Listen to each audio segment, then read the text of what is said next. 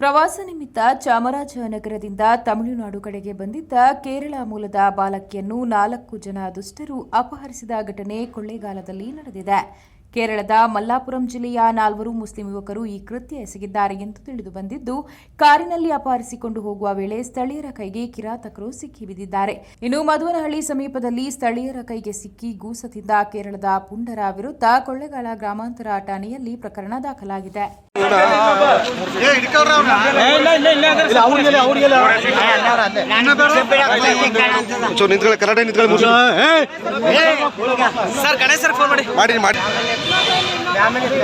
ಭಿಕ್ಷೆ ಬೇಡಕ್ ಬಂದ್ರಿ ಹಿಂಗ್ ಮಾಡೋಣಲ್ಲ. ಭಿಕ್ಷೆ